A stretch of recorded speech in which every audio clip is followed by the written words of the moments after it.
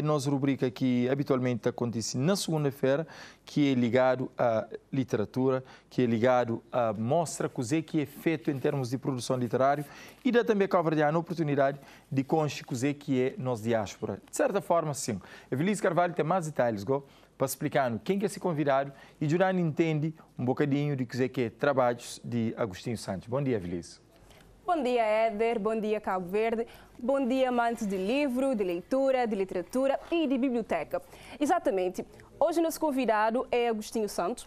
Ele tem um percurso e um perfil interessante. Além de ser homem ligado à área empresariais, ser filho de imigrantes no estrangeiro, ele também é homem ligado à arte, à música, à cultura, defensor de nossa língua materna e também ele escreve. E hoje nós também falamos com ele para mostrar 3 livros de selo que também de assuntos que estão ligados a Cabo Verdeano e a Cabo Verdeanidade. Bom dia, Augusto. Bom dia. Licenciado tem 3 obras de boa, esse é biográfico, assim. Então hoje você vai contar um bocadinho sobre esse. Coisa que não está nesse, coisa que está trazendo em termos de literatura e também em termos daquele que é a história, percurso de Cabo Verdeanos no mundo, assim. Tem licenciado 3 títulos, que é Piduca, também mais um que é de nosso mestre, Paulino Vieira, e um outro licenciado que é de Julinha. Agora eu queria saber quem que é esse personagem licenciado e como que essa história te toca o coração de Cabo Verdeano.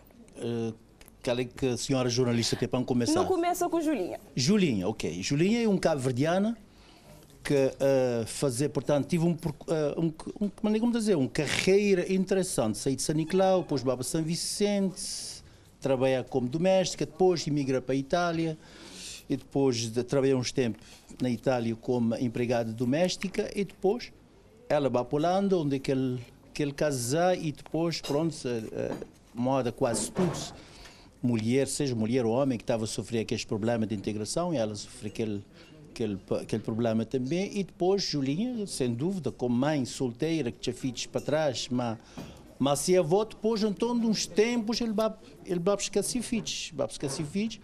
E onde é que, portanto, já te apareceu outros problemas, porque se filhos que estavam, em princípio, ele tive possibilidade de criar uma relação de mãe e filhos, ele quer dizer, quando filhos chegam na Holanda, por exemplo, filhos tive a aprender mamá, porque filhos estava a criar com o avô e era avô, estava considerado avô como mãe. E além disso, Julinha, que, no tempo que ele estava trabalho na São Vicente, ele estava trabalhando aqueles português muito tradicional, portanto, estava a trabalhar, pessoas estavam a trabalhar para essa hora que é jovem, que era ainda, vamos dizer, que tinha filho solteira, que era mãe solteira. Então, na São Vicente, quer dizer que o filhos que podia falar que era filhos. Então, aquela coisa tive um grande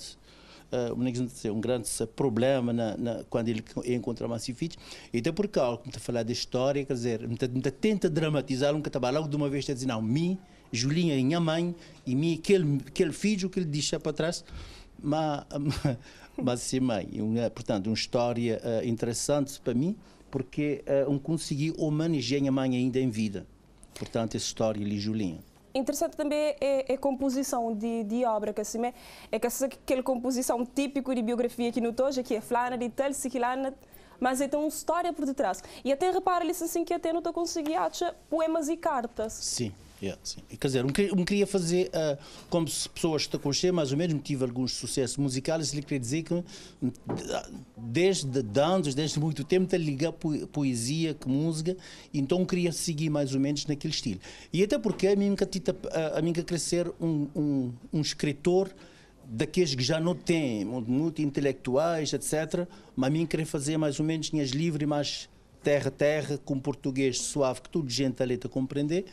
E pronto, esse livro já está obrigado mais ou menos, de vez em quando, a meter uma poesia. Porque às vezes na poesia, vou-te poder dizer uma data de coisa, porque precisa usa um capítulo só para contar uma história. Às vezes poesia são um texto, vou dizer, um espiar para a lua, como é que a lua está a brilhar, já está a dizer uma data de coisa.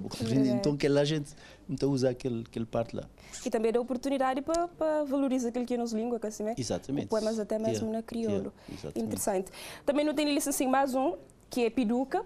também tem aquele retrato histórico de cabo-verdiano que entra na imigração. Sim, Piduca, portanto, o livro foi apresentado dia 24 ali na Biblioteca Nacional, onde quando começaram a falar de Piduca, me dizer, que a gente estava na sala, me dizer, certeza ali na sala tem pessoas que nesse momento esse que de férias para que já esses filhos 16, 17, 18, 20 anos, estes são na casa. E onde como falasse, Piduca pertence àquela geração que vai para que migra 17, 18 anos, mas imigra para uma terra longe, que estava a falar língua, que tinha mães, que tinha pais, que tinha ninguém para cuidar deles. Portanto, chegar numa sociedade totalmente diferente daquele que estava a conhecer. E Piduca é um daqueles. Piduca é uma figura de São Vicente, quer dizer, nunca te falar de uma família nem de amigo, mas te falar de uma pessoa que fazia um grande trabalho portanto, na comunidade cabo-verdiana na Holanda. Não pode dizer a sociedade holandesa também, porque ele foi primeiro, por exemplo, foi primeiro presidente da Associações Cabo-Verdianas na Holanda. Portanto, dia como historiador, queria falar, portanto, da história da comunidade cabo-verdiana, ele está chegando naquele parte. Piduca, primeiro, ele está chegando no notário, primeiro cabo-verdiano, vamos dizer, presidente de uma associação cabo-verdiana que é apoiado para o governo holandês.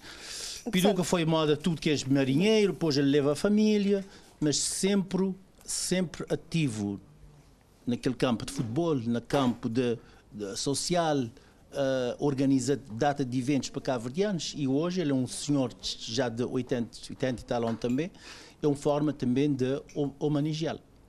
Interessante. Então, além de ser livros biográficos, é livros também de retratos históricos. Sim, exatamente. Precisamente. E agora, o que é que trazendo-lhes assim o mestre Paulino Vieira?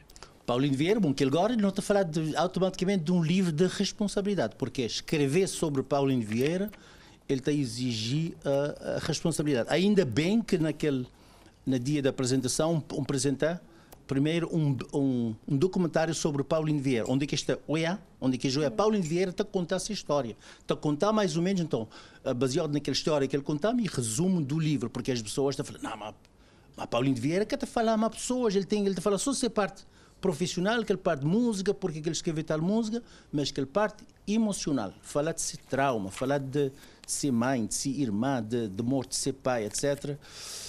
A mim foi, nesse caso, ele me considerei uma pessoa um felizardo, um tempo que ele tive na Holanda, ele, depois de atuações que ele vai fazer, ele mora uns tempos na minha casa, então naquele momento não estava a passar às vezes noites e dia, tá fala e tá grave, e pronto, e na maioria daqueles conversas que não falar, mais ou menos me tem mais ou menos 20 horas de imagem, portanto, vocês que estão a dizer que é profissional na área já podem imaginar mais ou menos um grande arquivo de Paulino Vieira como tem. E baseado naquela história, então, bem, resolvi escrever esse livro, porque é a mesma coisa também, como já bom, ele teve inspiração e confiança de contar-me essa história. Tenho que escrever aquele livro ainda nesse momento, portanto, se ele está vivo, se for, ele está poder dar feedback, na segunda edição pode ser, algumas coisas podem ser diferentes. Mas também é uma forma de homenagear Paulino Vieira, porque a mim está a pensar que Paulino Vieira, na Cabo Verde, ele que até agora, é que dá aquele valor que ele está a merecer. E até porque lá tem alguns capítulos onde é que está a falar onde é que ele está a falar disso. Portanto, se não quer dar a Paulino alguma coisa, não quer dar por motivo de situação financeira. Não está a dar a Paulino alguma coisa, se não tem que dar, não te dá porque ele dá sua juventude, ele passa todo o tempo de vida a trabalhar para a cultura de Cabo Verde, porque a última geração está com ele só como homem, vamos dizer, que o arquiteto do sucesso de Cesária Évora. Mas antes de Cesária, Paulino ainda começou a cantar como menino. Paulino é um daqueles artistas que tive possibilidade de ser criança, porque de vez de ele vai brincar na rua, jogar bola, dar dedo na pedra, modo tudo criança está a passar para aquele fase. Ainda criança estava a pô-lo na palco. Pô-lo na palco, a tocar por aquele grande talento. Isso lhe quer dizer, Paulino Vieira que tive tempo de ser criança. Paulino Vieira sempre foi aquele figura de palco, e então tinha um certo tempo, quer dizer, depois a hora que ele chegou um certo tempo, te faltaram algumas coisas, e depois tem um momento também, portanto, se aquele problema de saúde também, às vezes ele precisa de apoio, mas talvez não quer saber se escolhe ou se meios financeiros que ele pode fazer um tratamento normal, até porque eu, como te falar das coisas, me senti traz certa emoção, porque a gente fala de Paulino Vieira só naquela parte musical, mas vês saber de dificuldades. E o que é que me estou triste, porque ali na Cabo Verde, quando depois da morte, te apareceu uma data de homenagem, te apareceu uma data de estátua, etc. Ilha de Lobo é um daqueles exemplos, na Ilha de Lobo também, a gente cada seu valor, depois que ele morrer, tive palácio em nome de Ilha de Lobo, tudo enquanto.